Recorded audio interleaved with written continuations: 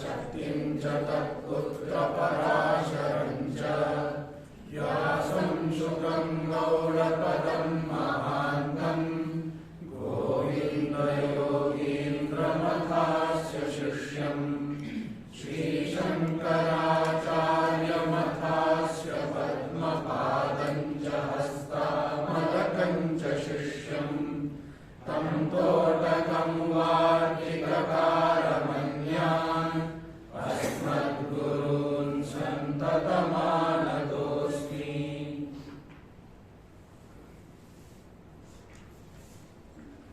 भगवद गीता अध्याय 2 श्लोक 57। यः सर्वत्रानभिस्नेहः तत्तत्प्राप्य शुभाशुभम्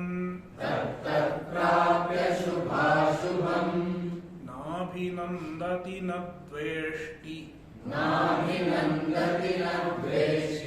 तस्य प्रज्ञा प्रतिष्ठिता।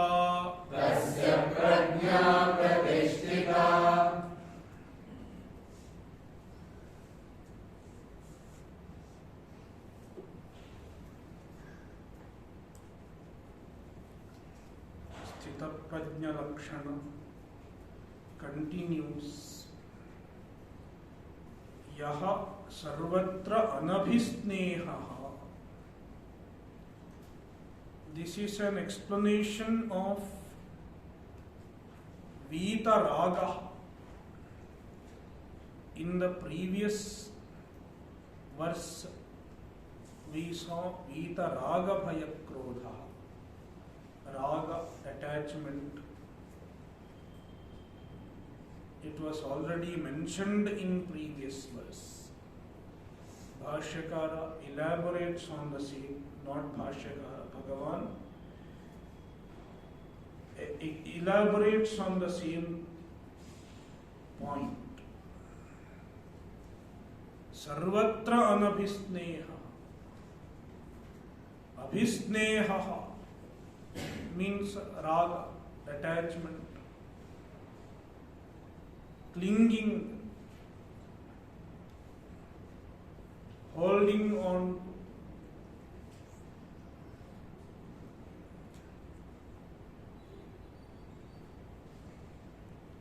And a jnani is anabhisneha, free from attachment.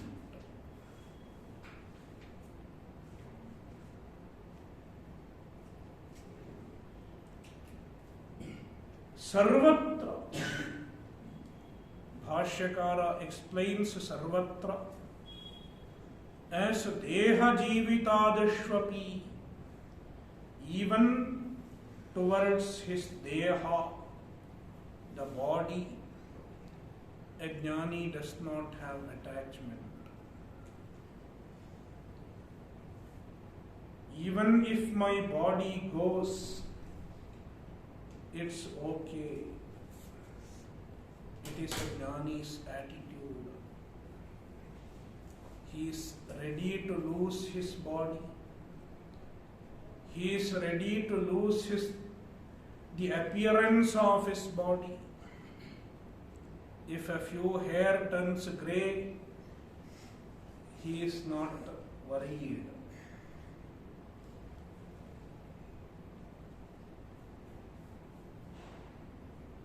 Not that he will try to give up his body deliberately. Not that he will not take care of his body. He will take care of his body. But in the meantime, he is not clinging to the body.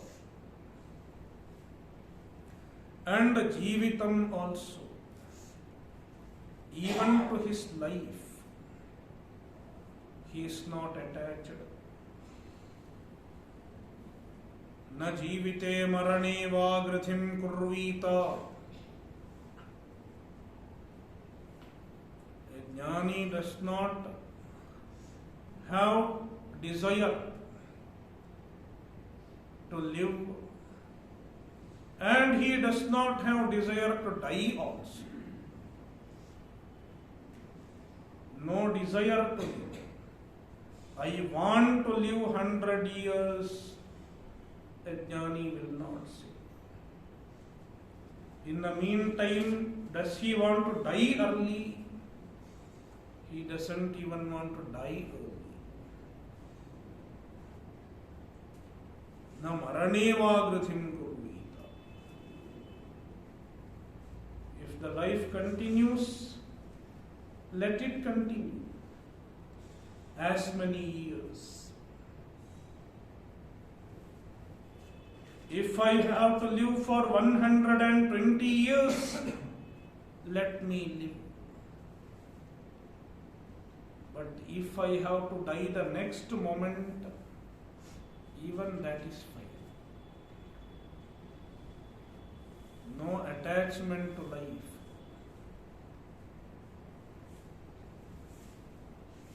Attachment is a desperation. You are desperate. I have to live.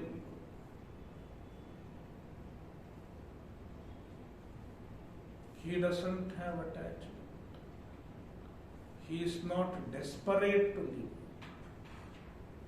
He might prefer to live, but he is not desperate to live. That is the significance of the word sarvatra. Sarvatra anabhisneha. Sarvatra includes his own body and his own life.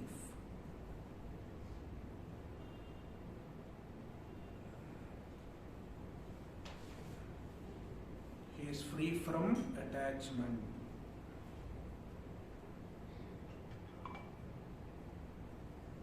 And another quality of a sthita prajna, tattat shubhashubham prapya nabhinandati nadveshti.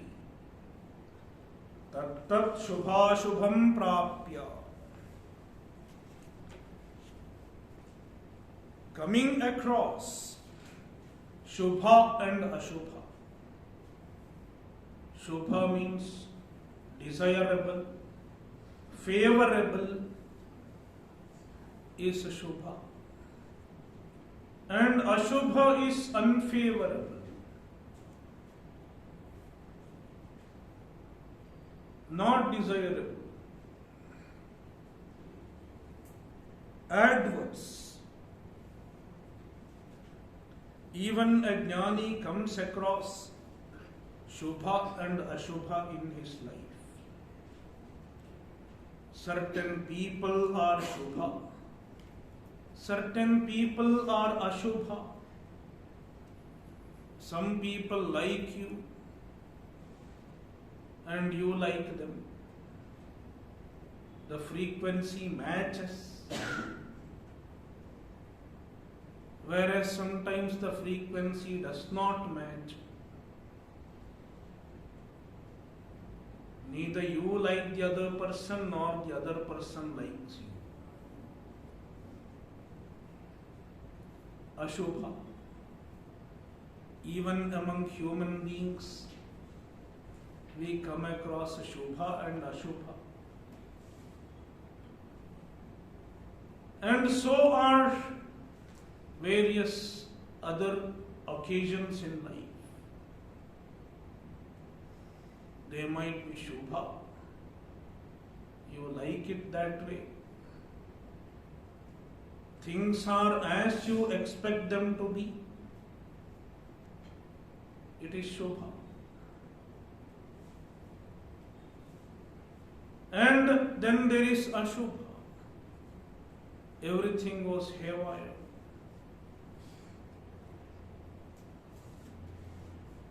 Nothing is working as you are expecting it to be. We have our expectations from other people, from the place that we live, and so on and so on. We have our expectations. We have our preferences. If someone behaves in a particular way, the way we expect them to behave, it is Shubha. It keeps me happy. The other person is very respectful. All the time he is asking, what do you want? What can I do for you? It is Shubha.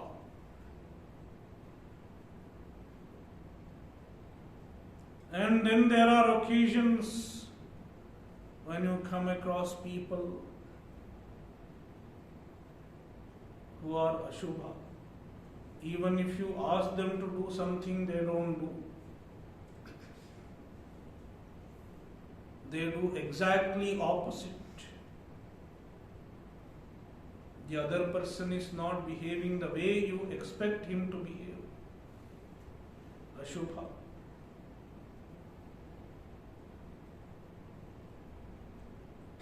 Shubha and Ashubha are inevitable parts of life.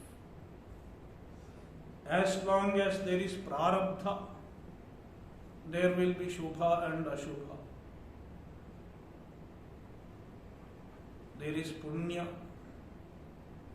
When there is punya and the punya is fructifying, it is Shubha. Everything goes the way you like it. And then there is papa. When papa is fructifying, it is Ashubha. Things are adverse. People turn unfavorable. People around me turn unfavorable. Just a few days back he was smiling at me, but now he is frowning at me, the same person. Why is it happening? My punya is exhausted.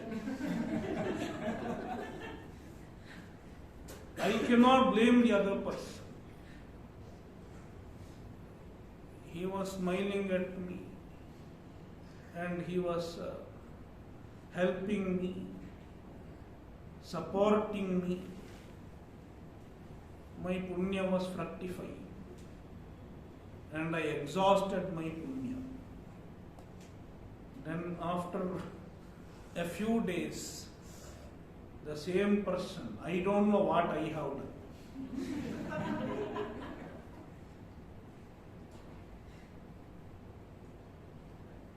He is not speaking to me. He is cold. His responses, even if I try to speak to him, his responses are cold. Ashubha. Why is it happening? My papa is fructifying. My punya got exhausted to that extent. So, as long as there is prarabdha, we will encounter both Shubha and Ashubha. It is inevitable. But then how do we react to the Shubha and Ashubha? When there is a Shubha, most often we get a harsha, elation. The person is bloated up. Everything is favorable. When everything in life is favorable, the person bloats up. I got a good position. Everyone is respecting me. Everyone is caring for me. Then this person is bloated up. and he thinks life is promising.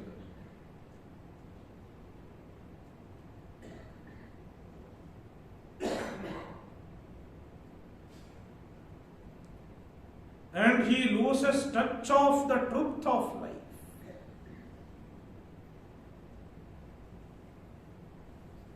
He does not think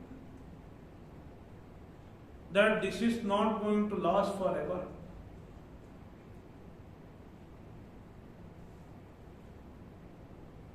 He thinks, I will be happy forever.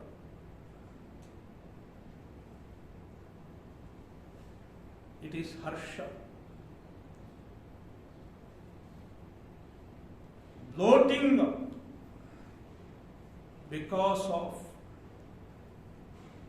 favorable circumstances in life, because of success, because of all good that is happening in life, all pleasure that is coming in life.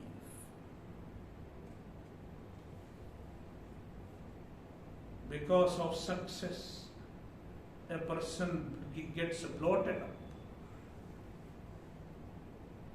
And then he loses his viveka.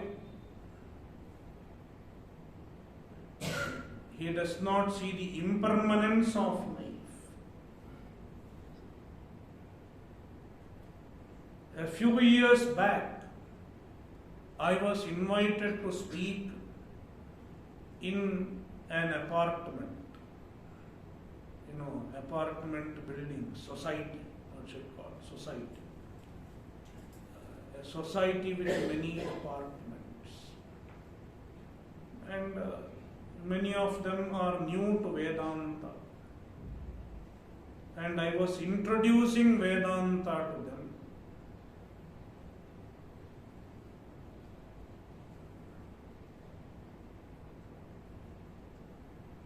Just a general introduction. What is the purpose of Bhagavad Gītā? What is the purpose of turning towards spirituality, Ishvara, etc. This was the topic. And then after the talk, there was a question and answer session. Then a lady asked me, a lady of this age group, maybe 40 or 35, 40 or whatever. So she asked me, I am happy with whatever I have. I am happy as I am. Why should I turn to spirituality? Why do I need Bhagavad Gītā? This was her question. I don't need any spirituality. I don't need Bhagavad Gītā. I am happy as I am.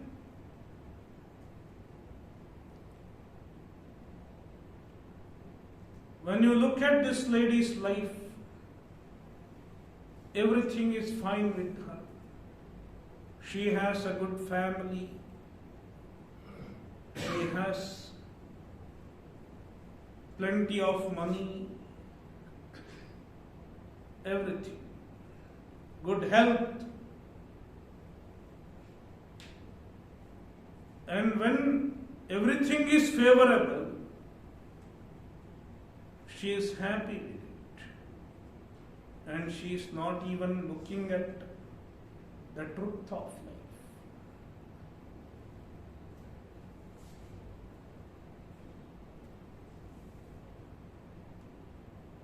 And most often, under such circumstance, one will compromise with the dharma. He does not see the need for adhering to the values of dharma.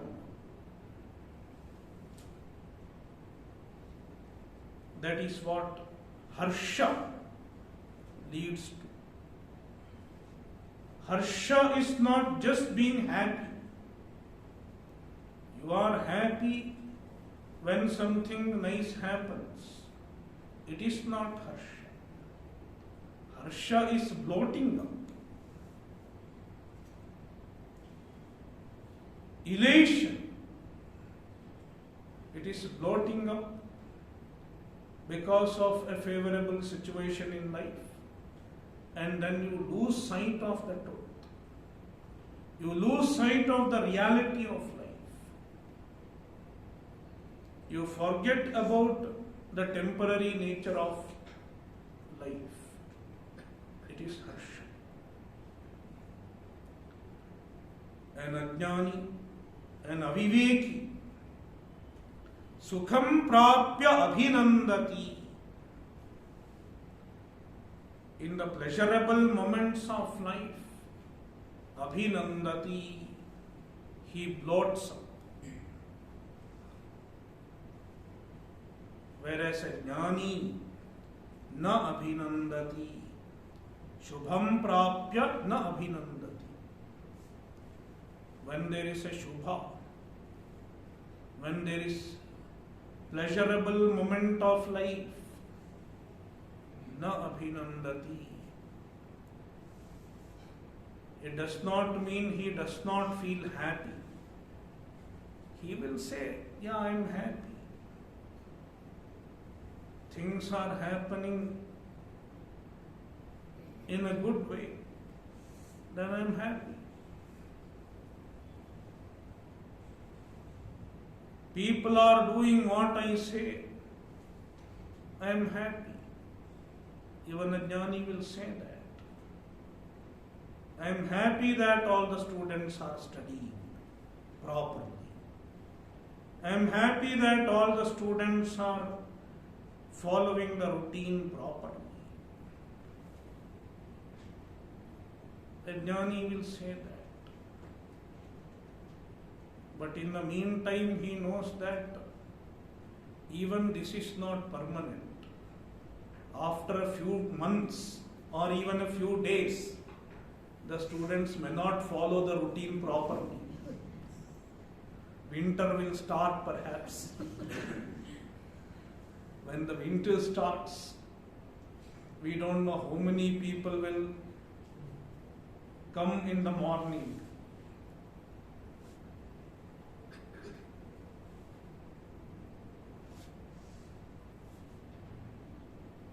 In this life, everything is variable. And we should know that the variables are variables. If we think the variables are constants, then there is a problem. Accept the variable as a variable.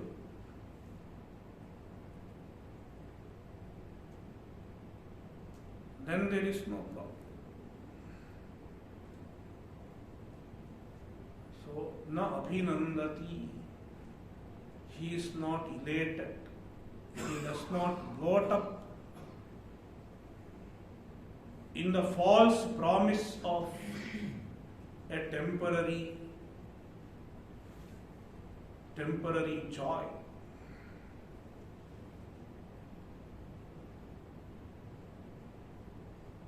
And ashubham prapya nadveshti. Ashubha. There is unfavorable circumstances of life. Then nadveshti. He does not hate. He accepts even the unfavorable circumstances of life. Because he is aware of the truth. The life is mithya. As the Jagat is mithya, every event of life is mithya, whether it is favorable or unfavorable. And he does not rely on the Jagat, the events in life for his happiness. Therefore, free from harsha and vishada, free from elation and dejection. Tat shubhashubham prapya.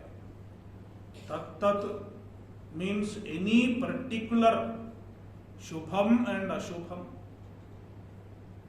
Prapya, favorable and unfavorable event, favorable and unfavorable experience. Prapya, having come across. Na abhinandati, he does not elate. Free from harsha, na hrishyati ityartha. And na dveshti, he does not hate the unfavorable. Tasya prajna pratisthita. His prajna, his knowledge is pratisthita, is well established, well rooted. He does not deviate from the knowledge. Means he is a sthita prajna. See the Bhāshya.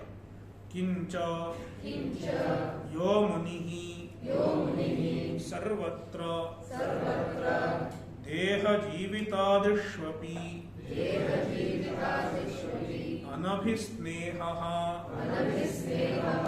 abhisnehavarjitaha tattat prapya shubhashubham tattat shubham ashubham va labdhva na abhinandati na dveshti shubham prapya na tushyati na hrishyati ashubhancha prapya na dveshti ityarthaha tasya evam harsha vishada varjitasya vivekaja prajna pratisthita bhavati yaha kincha. Kincha means in addition to the previous lakshanas, also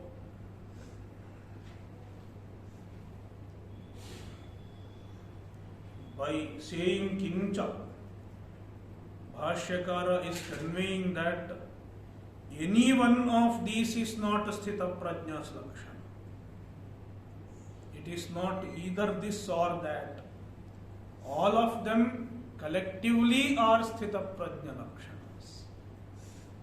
In the same sthita prajna, you see all the characteristics.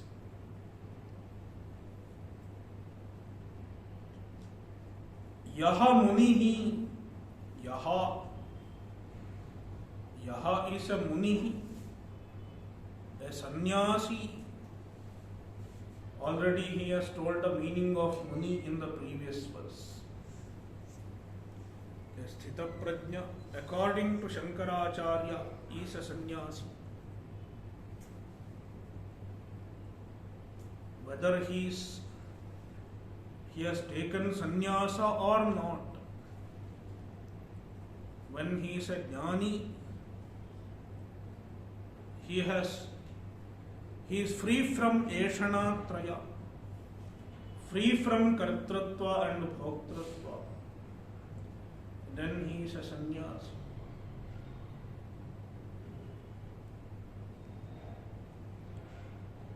Sarvatra anabhisneha.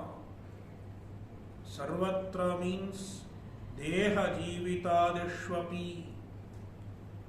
Even with deha, body, and jivita, life, also not just the external objects. It is relatively easy to get vairagya to external objects.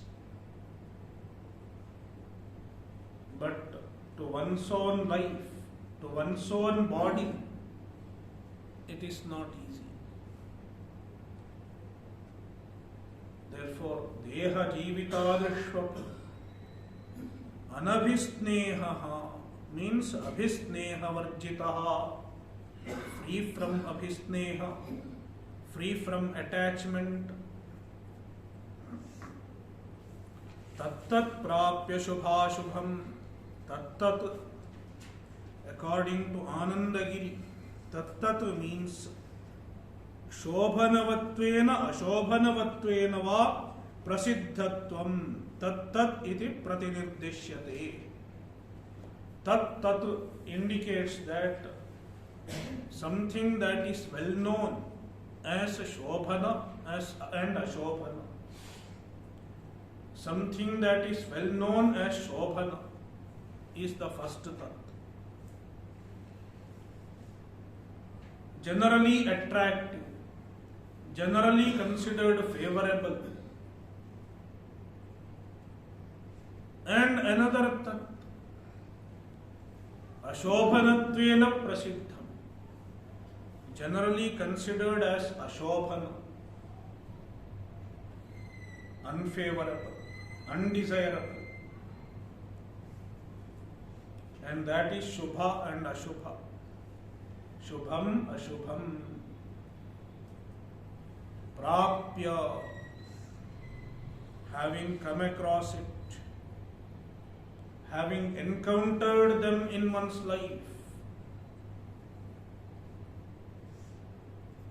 Labdhva, prapya is equal to labdhva. Na abhinandati, na dveshti.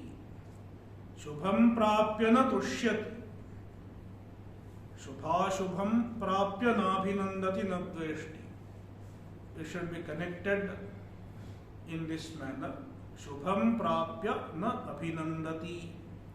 Na abhinandati is equal to na tushyati is equal to na hrishyati. He does not get elated, free from elation. And ashubham cha prapya na dveshti, because of ashubha, because of adverse experience, na dveshti, he does not hate it.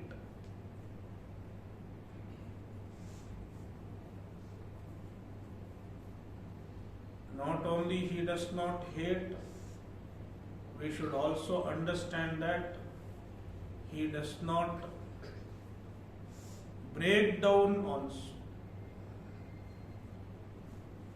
He does not go through sorrow. He does not experience grief when there is ashubha.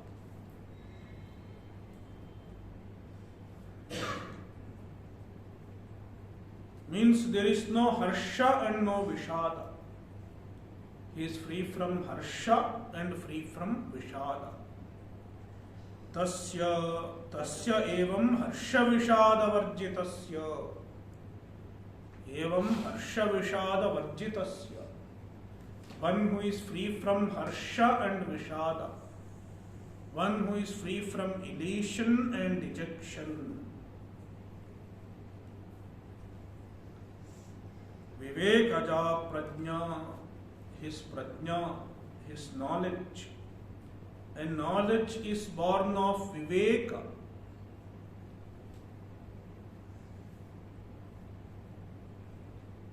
Nityanitya viveka or atmanatma viveka and satyamithya viveka.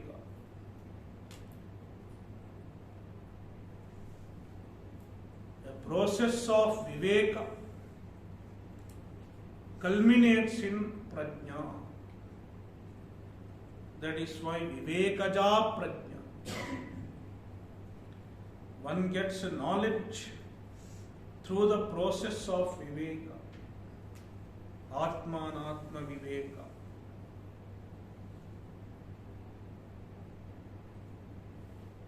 Pratisthita bhavati, it becomes pratisthita, it gets established, it gets firmly rooted.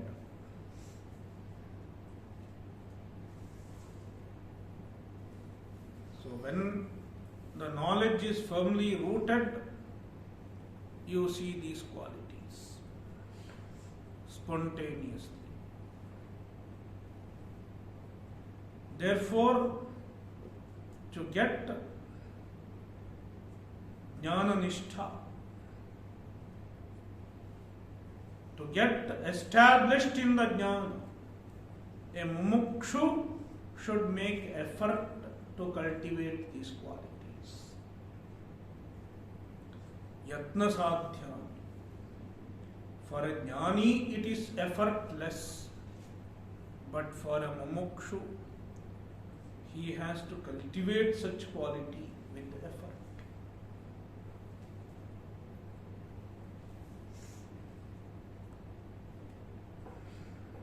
Shloka 58.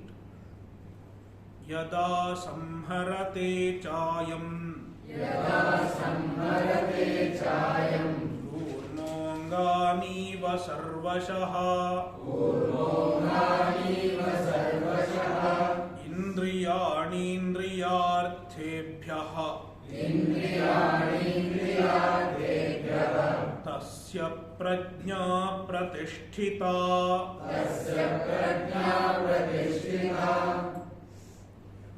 Another quality of a sthita prajna, indriya nigraha, mastery over senses.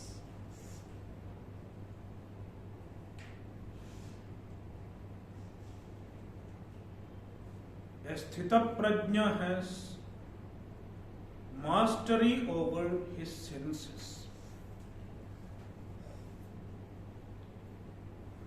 Even before becoming sthita prajna, one has to cultivate mastery over senses with a lot of effort.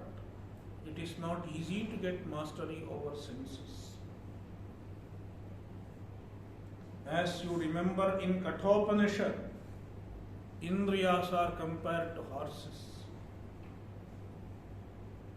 And the horses need to be tamed.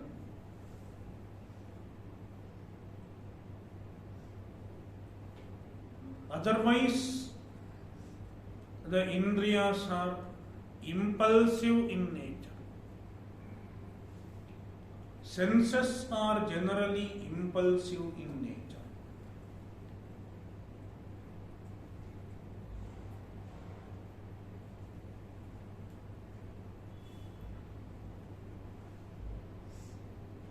Most of the desires originate with the senses.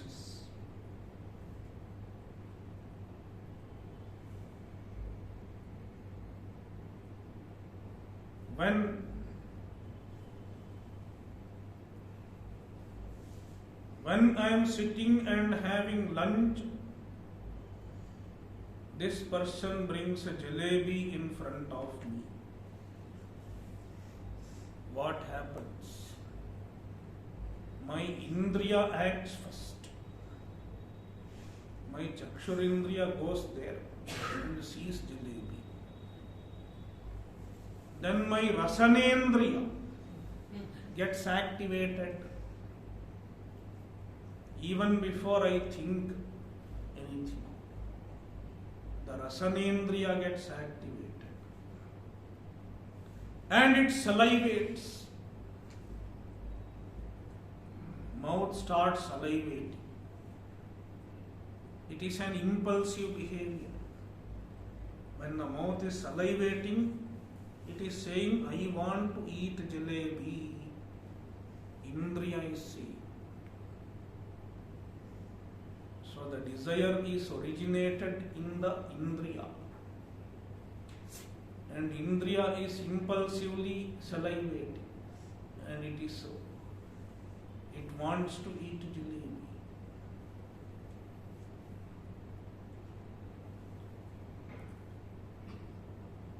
If you look at a child, the child cannot resist its tongue. As soon as the Indriya is asking, it will put the jalebi into mouth.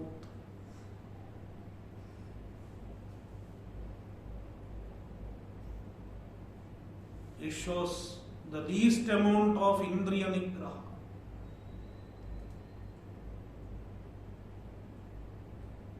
But then a grown-up human being who has some mastery over his senses, when jalebi comes in front of him, he thinks whether it is good for me or not. Is it right to eat or not?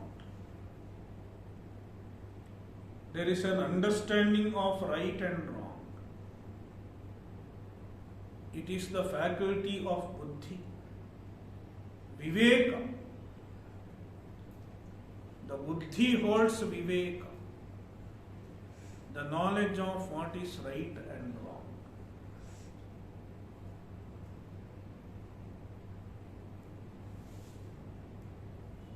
My buddhi tells me it is not right to eat jalebi now. It is not good for you. My buddhi tells me. And then most often, my manas, the faculty of will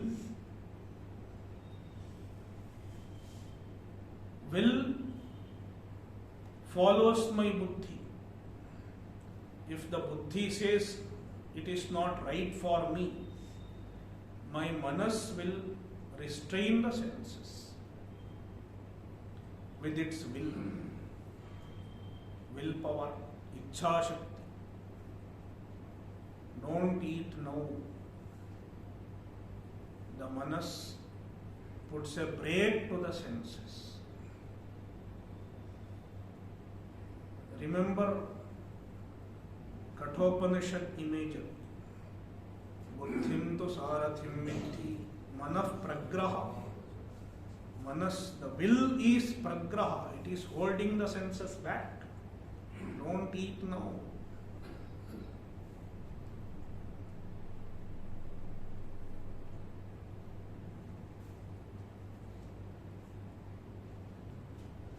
But then, if the indriyas are too strong, too impulsive, they will pull the manas. Despite having some will, the indriyas will successfully pull the manas. And then instead of using the will to restrain the indriyas, the manas gets pulled by the indriyas. It is like sometimes the dog, instead of you pulling the dog pulls you.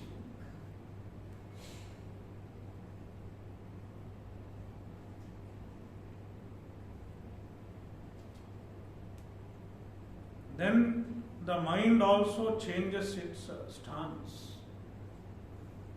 Instead of using its will to restrain the indriya, the mind says, let me have 2 jalebis today at least. My will has changed.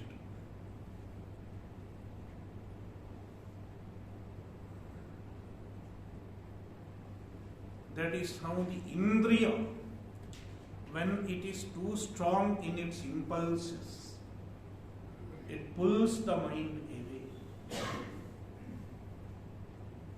But for a disciplined person, the manas also is strong in its will. It does not give up its will, and the indriyas are also not impulsive. They are easily restrainable by the manas.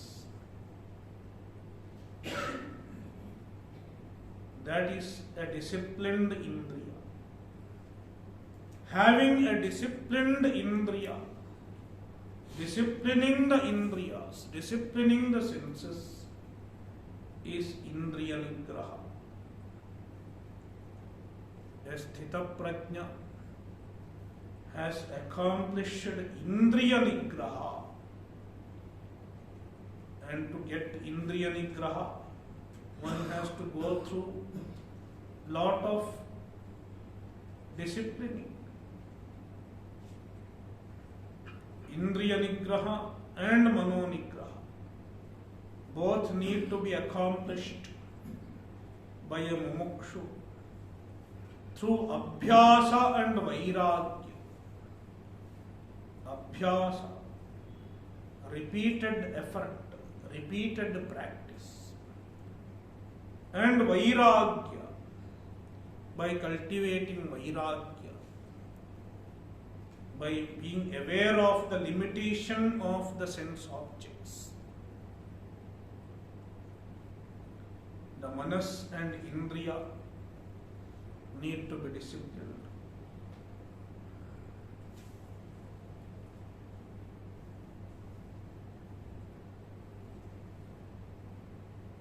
So,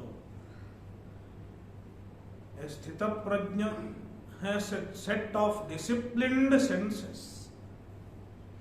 And when the senses are disciplined, he is able to make use of the senses as he likes. He has absolute say over his senses. When he wants to use the sense, he will be able to use them. And when he doesn't want to use them, he can restrain. The senses move in the direction that he wants. And he is not under the clutches of his senses.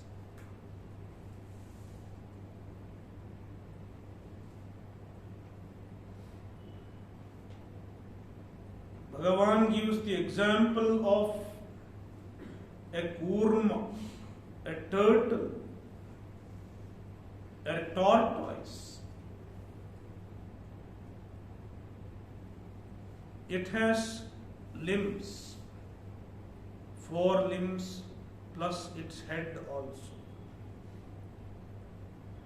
When it has any fear, it senses any fear, then it is capable of withdrawing all its limbs.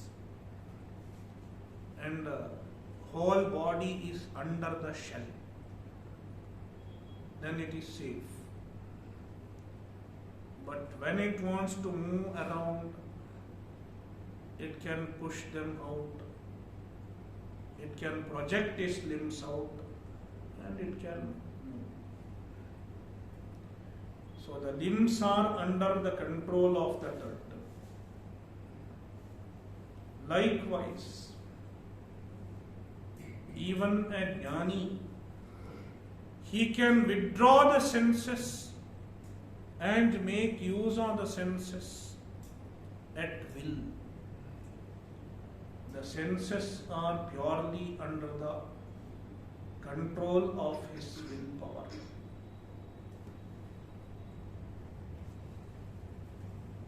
See the verse. Yada cha, when, yada, at which stage of spiritual maturity. Cha, cha means also, in addition to the previous qualities. Ayam, ayam jnani, ayam munihi, this muni. Kurmaha angani iva, like a kurma, like a tortoise. Angani iva, how he how a tortoise withdraws its limbs, the manner in which a tortoise withdraws its limbs at will. Likewise, sarvashah indriyarthebhyah, from all indriyarthas, from all sense objects, indriyani samharate, he withdraws his senses, means he is able to withdraw the senses easily. The senses don't pull him towards the sense objects, or the senses do not glue him to the sense objects. Tada, then tasya prajna pratisthita, then his prajna, his jnana is pratisthita, is established. See the Bhāshya. Kincha yada samharate samyak upasamharate cha ayam jnananisthāyām pravritto yatihi kūrmaha angāni iva sarvashah yatha kūrmaha bhayāt swāngāni upasamharati sarvatah evam jnananisthah indriyāni indriyārthebhyah sarva vishayebhyah upasamharate tasya prajna pratisthita iti uktartham vakyam yada samharate, yada, when samharate is equal to samyak upasamharate, properly withdraws, properly restrains. Ayam jnananisthāyām pravritto yatihi. Ayam means yatihi. Yatate mokshartham iti yatihi. One who makes effort for moksha is called yati. He is a yati. He is a mumukshu, and he is making effort for moksha. And he is jnananisthāyām pravrittah. He is working for jnananishtha. He is striving for jnananishtha. That kind of a person, kūrmaha angāni iva sarvashah. Just like a kurma, a tortoise, angani iva, like it withdraws its limbs, sarvashah, from all directions. Yatha kurmaha, bhayāt swāngāni upasamharati sarvataha. Yatha, just as a kurmaha, bhayāt, because of fear, when it senses danger, then swāngāni upasamharati, it withdraws its limbs, sarvataha, from all directions. Evam, in the same manner, jnananishtha, a jnananishtha, when the yati, jnananisthāyām pravrittah yatihi, one who is striving for jnananishtha, when he becomes a jnananishtha, then indriyāni indriyārthebhyah sarva vishayebhyah upasamharate, he is able to withdraw the senses from all directions, from all sense objects. Indriyārthebhyah, from all sense objects, he is able to withdraw. Indriyārthebhyah is equal to sarva vishayebhyah, from all sense objects. upasamharati, he withdraws. He is able to withdraw at will. Tasya prajna pratisthita iti uktartham vakyam. Tasya prajna pratisthita.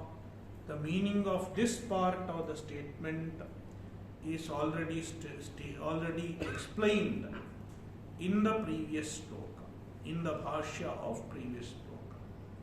Therefore, uktartham vakyam. This part is already explained. That is why Bhāshyakara is not explaining tasya prajna pratisthita. Om Purnamadah Purnamidam Purnat Purnamudachyate Purnasya Purnamadaya Purnameva Vashishyate. Om Shanti